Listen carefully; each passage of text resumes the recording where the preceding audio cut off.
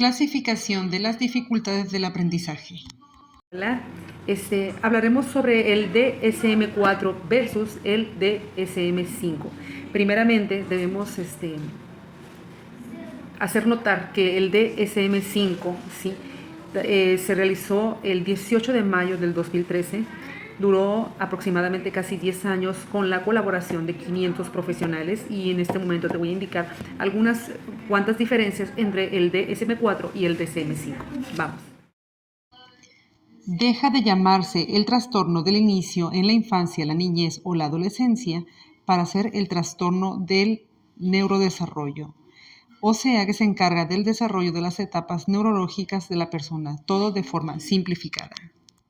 Se cambia el nombre de retraso mental a incapacidad mental.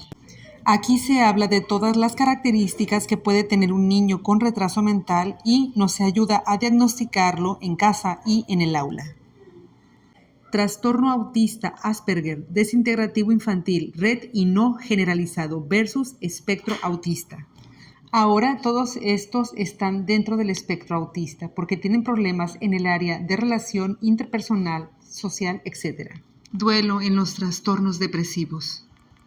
Es una característica de personalidad que sucede cuando se está en duelo. Es importante, pues, se toca el tema del duelo como una psicopatía y este tema ni siquiera se toca en el DSM-4. Retraso mental. Antiguamente se refería únicamente a una afectación intelectual, mientras que en la actualidad se hace referencia a las limitaciones en la capacidad adaptativa del sujeto y de la intensidad de apoyos, ya sea limitado, intermitente, extenso y generalizado, que necesitan para desenvolverse en su vida diaria. El DSM-4 enmarca el RM dentro de los trastornos dentro del desarrollo. Así que con estos 4 puntos que te he mencionado, puedo decirte que el DSM-4 es casi obsoleto, así que démosle la bienvenida al DSM-5.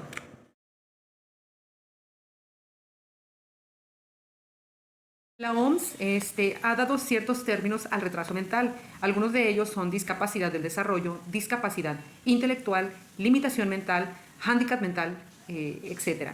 La OMS acuña este nombre del retraso mental como una discapacidad intelectual, refiriéndose a un desarrollo mental incompleto o detenido. Esto es que muchos de nuestros niños al nacer no presentan este retraso. Es como a partir de los 2 años o los 18 meses que empieza este retroceso, esta involución.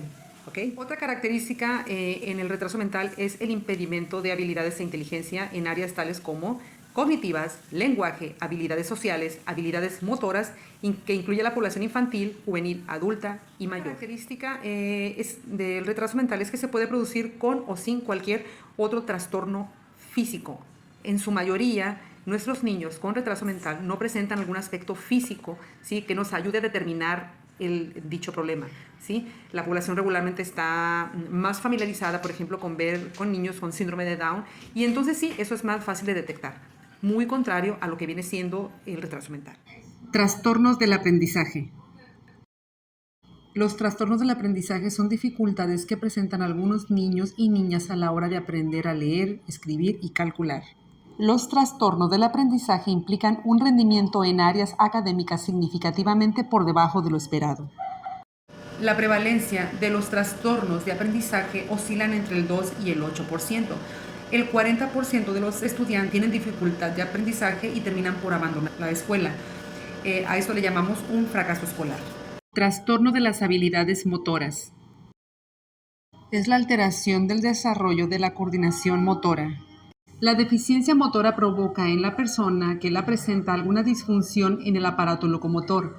Esto implica ciertas limitaciones postulares de desplazamiento y de coordinación de movimientos, lo que limita la capacidad de acción en el medio y con el medio, condicionando a estos niños a realizar actividades determinadas a sus capacidades. Estas limitaciones que poseen dependen directamente del lugar anatómico en el que se daña la vía motora, siendo necesario, antes de definir los trastornos motores, entregar un marco teórico acerca de la vía motora, las causas que pueden dañar esta vía y la sintomatología dependiente del lugar de la lesión. Trastorno de la comunicación. En los trastornos de comunicación son comunes problemas de expresión, pronunciación, fluidez e incluso recepción o uso social del lenguaje. Esta dificultad en el área de la comunicación se puede presentar antes de los 4 años. Los trastornos de la comunicación se pueden clasificar en trastornos del lenguaje, trastornos fonológicos, trastornos de la fluidez de inicio en la infancia que viene siendo el tartamudeo, ¿sí? Y trastornos de la comunicación social, pragmática. Trastornos generalizados del desarrollo. En la categoría diagnóstica de los trastornos generalizados del desarrollo con sus iniciales TGD, ¿sí? Se refiere a un grupo de trastornos caracterizados por retrasos en el desarrollo de las aptitudes de socialización y comunicación. El DSM-4, Manual Diagnóstico aprobado por la Asociación Americana de Psiquiatría en 1994, habla de TGD o Trastorno Generalizado del Desarrollo. Dentro de esta clasificación encontramos 5 categorías, que es trastorno autista, trastorno desintegrativo infantil, síndrome de Rett, síndrome de Asperger y trastorno generalizado del desarrollo no especificado. Trastorno por déficit de atención y comportamiento perturbador. El trastorno por déficit de atención, TDAH, es un trastorno de neurodesarrollo y es un trastorno cognitivo-conductual. ¿Sí? Su sintomatología, esta se producirá a partir de 3 síntomas fundamentales, que son la hiperactividad, ¿sí? La impulsividad y la falta de atención. Esta sintomatología no es dicotómica, o sea que se puede presentar o no se puede presentar. Y esto será variable según el tipo de persona. Mora, 1994. Francisco Mora, el cerebro solo aprende si hay emoción. Hablamos sobre el procedimiento de aprendizaje cerebral. ¿Cómo aprende el cerebro? Aprender es un proceso que ya viene programado genéticamente en el cerebro de todos los organismos. Es la base de la supervivencia del individuo y de la especie, como puede ser comer, beber o la propia sexualidad. Mora afirma que el cerebro es plástico. ¿Qué significado tiene este concepto? Plástico significa modificable, y eso es el cerebro, no solo del niño, sino del ser humano a lo largo de casi todo su arco vital. El cerebro cambia en su conformación anatómica, bioquímica y fisiológica, lo que influye en la conducta, en el pensamiento y en el sentimiento del poseedor de este cerebro. ¿Qué aporta la neurociencia al proceso de enseñanza-aprendizaje? La comprensión acerca de que nada se puede aprender más que aquello que se ama. Quiero decir, que muy poco se puede enseñar y aprender bien si no está mediado por la emoción. Y esto se basa en nuestros conocimientos actuales acerca de cómo funciona el cerebro. Trastornos perceptivos motores. Estos trastornos implican anomalías, déficits o alteraciones en el movimiento.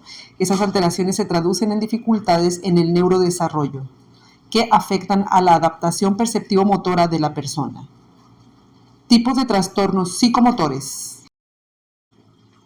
Agitación psicomotora, estupor, temblores, convulsiones, tics, espasmos, catatonia.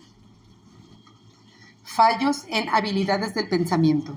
Los fallos en habilidades del pensamiento se refieren a distorsiones cognitivas. Algunos ejemplos de estas distorsiones son pensamiento de todo o nada o dicotómico. Se interpreta a los demás y a los acontecimientos en términos absolutos, sin matices ni término medio. 2. Sobregeneralización. De un acontecimiento puntual, generalizar a todas las situaciones. 3. Filtro mental o abstracción selectiva. 4. Personalización. 5. Lectura de pensamiento. 6. Magnificación y minimización. 7. Pensamiento catastrofista. 8. Razonamiento emocional. ¿Qué son las habilidades?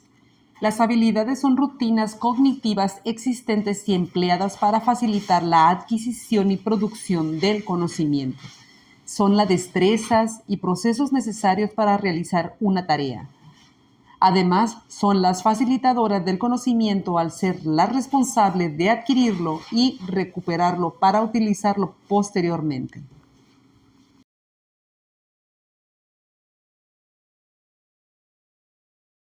El lenguaje es una de las capacidades más importantes del ser humano. En la antigüedad es lo que nos identificaba como seres humanos. Nos sirve para expresarnos, ¿sí? Para comunicarnos. Esto es una característica meramente innata. En ocasiones, dicho lenguaje no se da de manera correcta y aquí es donde tenemos los trastornos del lenguaje. Se entiende por trastornos del lenguaje toda aquella dificultad o ausencia en la comprensión, expresión o repetición del lenguaje en sus diferentes aspectos que generan problemas en la adaptación del sujeto al ambiente y o un malestar significativo. Funciones corporales. Las funciones corporales son las funciones fisiológicas y psicológicas de los sistemas corporales, tales como la respiración, visión, el movimiento, la atención, el pensamiento, etc. Funciones mentales. Las funciones mentales abarcan procesos de atención, cognición, lenguaje, ejecución y percepción motora. Las funciones mentales incluyen la comprensión de la esfera relacionada con la ubicación y concepción del ser humano. También las funciones mentales son producto de la activación de diferentes circuitos neuronales, principalmente de activación cortical.